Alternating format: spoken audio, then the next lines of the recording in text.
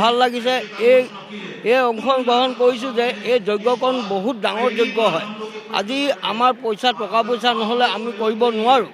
আজি এই যজ্ঞ কৰিবলৈ কমচে কম 50,000 বা 60,000 টকা লাগে। আৰু নামঘৰলৈ গ'লে মানুহজনী যদি কাৰোবাক চাহ অকণ দিয়ে, বিয়া নাই হোৱা বুলি তেওঁক ঘিণ কৰে। এই কৰ্মটো বহুত ডাঙৰ কৰ্ম কৰিছে।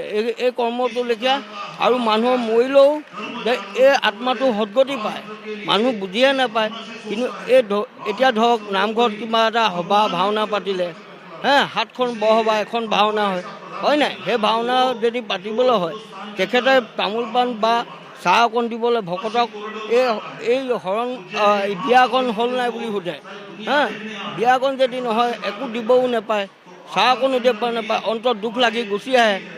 ভকতেও গালি পাৰে বা তই বিয়া নাই সোমোৱা সেইবুলি গালি দিয়ে নহয়। সেইকাৰণে একো দিব নোৱাৰে। কিন্তু এই কৰ্মকণ কৰিবলৈ বহুত পইচা লাগে আৰু আত্মাও সদ্গতি পায়। পৰিয়ালটো ভালে কুলে যায়। এই যজ্ঞ বহুত ডাঙৰ যজ্ঞ হয়। বৰ ভাল পাইছোঁ। আমাৰতো তেনেকৈ টকা পইচা নাই, যে আমি কৰিব পাৰিছোঁ, বহুত সুখী হৈছোঁ। বহুত ভাল লাগিছে। সকলোকে ধন্যবাদ জনাইছোঁ। আমাৰ বিয়াখিনি ইমান দিনে আমি পাতিব নোৱাৰিলোঁ, এতিয়া হৈছে। আমাৰ বহুত ভাল লাগিছে। সকলোকে ধন্যবাদ দিছোঁ যে এনেকৈ সকলোতে হৈ থাকক, এইখিনিকে কামনা কৰিছোঁ। আগতে আমাৰ এনেই চাবলৈ গ'ল, তাৰপিছত আৰু তেওঁলোকে এনেই খুৱাই বুৱাই লৈ আহিলে, তেনেকুৱাই হ'ল আৰু কেইজনমান মানুহ গৈছিলে। আজি এনেকৈ হেৰি কৰি ভাল লাগিছে। মই ঘৰতো কৈছিলে বিয়াখন পাতিবলৈ, পাতিমকৈ থাকোঁতে ইমান দিন হ'লগৈ আৰু ল'ৰা ছোৱালী ডাঙৰ হ'লগৈ। এতিয়া ল'ৰা ছোৱালী দুটা। আজি এনেকৈ পাই বহুত ভাল লাগিছে, কাৰণ আজি 14 বছৰ হ'ল বিয়া হোৱা। এনেকৈ সামাজিকভাৱে বিয়া পাতিবলৈ পাই আজি বহুত নিজকে সুখী যেন অনুভৱ হৈছে। ভাল লাগিছে। মই সৰ্বপ্ৰথমে এই অনুষ্ঠানটো আয়োজন কৰা আয়োজক সমিতিক মোৰ ফালৰ পৰা ধন্যবাদ জ্ঞাপন কৰিছোঁ। কাৰণ আমি আজি বিয়া হোৱা 14 বছৰ হ'ল, আমি পলুৱাই অনা। এনেকৈ সামাজিকভাৱে আমাৰ বিয়া হ'বলৈ আমাৰ সামৰ্থ্য অকণমান কম আছিলে। কিন্তু এই অনুষ্ঠানটোৰ যোগেদি আমি আজি সামাজিকভাৱে পতি পত্নী হিচাপে আমি সমাজত দেখাব পাৰিছোঁ। সেইকাৰণে মই বহুত ভাল লাগিছে, বহুত সুখী হৈছোঁ আজি এই অনুষ্ঠানটোৰ কাৰণে। আয়োজক সমিতিক বহুত ধন্যবাদ জনাইছোঁ। আৰু আপোনালোককো আমি এই অনুষ্ঠানটোৰ যোগেদি আপোনালোককো ধন্যবাদ জনাইছোঁ। আপোনালোকে আহি আমাক এই অনুষ্ঠানটোক ধুনীয়াকৈ মানুহক মাজত দেখাব পাৰিছে, তাৰ বাবে আপোনালোকলৈও আমাৰ ধন্যবাদ জ্ঞাপন কৰিছোঁ।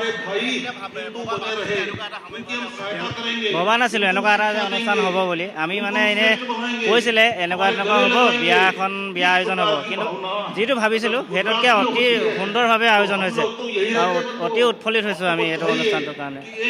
আচলতে এওঁলোক বহুত আৰ্থিক দুৰ্বলতা। মা দেউতাই ল'ৰা ছোৱালীক দিয়ে, কিন্তু সংস্কাৰ নহয়। আমাৰ ইয়াত প্ৰধান 3টা সংস্কাৰ মনা যায়। এটা জন্মত থাকে, আৰু এটা বিবাহ, আৰু এটা মৃত্যু। সেইকাৰণে এওঁলোক সংস্কাৰৰ পৰা বঞ্চিত হৈ থাকেহি।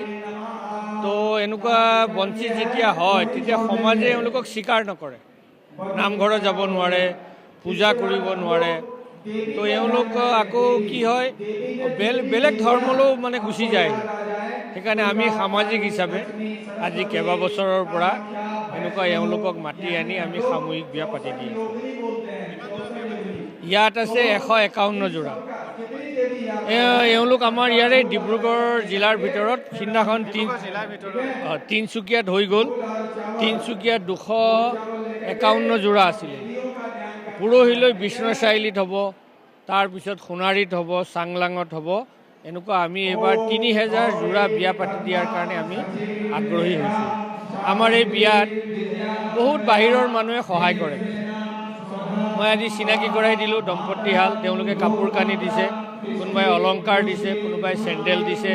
তো এনেকুৱা অসমৰ পৰা বাহিৰৰো মানুহ যে এই বিয়াত তেওঁলোকে আমাক সহায় কৰে, চাবলৈ আহে। গতিকে আজি নামৰূপত ভাল লাগিছে, বতৰো ভাল হৈছেহি।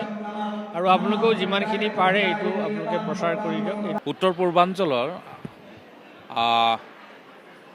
RSSৰ এখন কমিটি আছে, উত্তৰ পূৰ্বাঞ্চল লোক কল্যাণ সমিতি। আৰু এই সমিতিৰ যোগেদি সামূহিক